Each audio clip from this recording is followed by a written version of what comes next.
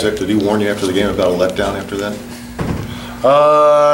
No, he did tell us to get our mind on Wright State after that day, get our mind on Wright State, but he didn't mention nothing about a letdown. Okay, but he kind of implied it sounds like. Yeah. What was that atmosphere like for you the other night, getting to be in your first shootout? It was nothing like I never experienced before. It was crazy. Like, you see a whole arena full of red, then you look on the other side, you see a whole arena full of blue. It was just crazy. I never experienced nothing like that. It was crazy. Like, I think that's probably one of the best rivalries it is. You guys are playing some really good defense this year. Just kind of talk about how the bigs getting all the block shots they are. How that fuels it. Oh, that helps a lot because it starts our break, and that's what we want to do. Start the break is what we really want to do, because that wears team out. Because a lot of teams they have their starters are probably good, but they can't go deep into their bench. So when we run and we execute our stuff, a lot of teams wear down in the second half. They might be good the first half, but in the second half they'll wear down, and the blocking is big because it helps start our break and get us running what we want to do. How much do you guys think about being undefeated? I don't know, 6 or 7 teams left in the country that still are. I mean, we don't think about it a lot, but we're constantly reminded. But we just doing everything we can so we can stay undefeated. Have you gone over Wright State yet? No, we're going over them today. Okay.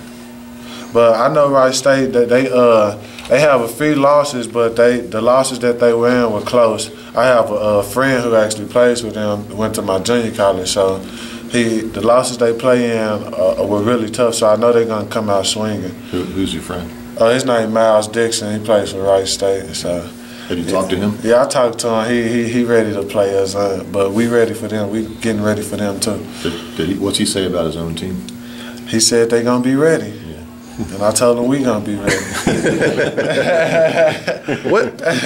What's that like on the floor when you guys go on one of those runs where opponents can't get the ball past half court, and it just seems like the energy just explodes?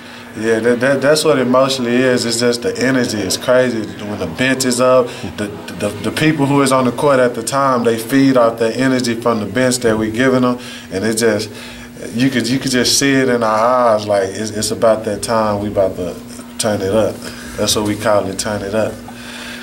I mean, you knew coming in this was a defense first program, but what's it like being in a system like this where teams just can't get into their offense and you're holding teams about 15 points below their season average?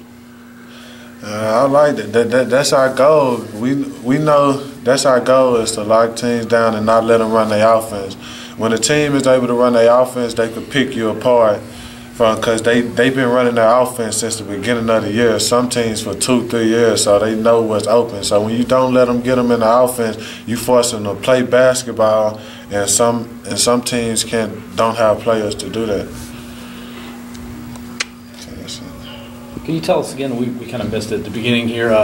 The energy from the game against Xavier the other night, and then just being nationally televised and all that good stuff. Talk about that. Oh yeah, like I said, it's nothing like I've ever experienced before. Like to see an arena that divided and that loud when something happened. Like it was just like I said. I think it's one of the best rivalries that ever that it is. Like you can't be like second to none. So that's all I got to say about it. Thanks, Ruben.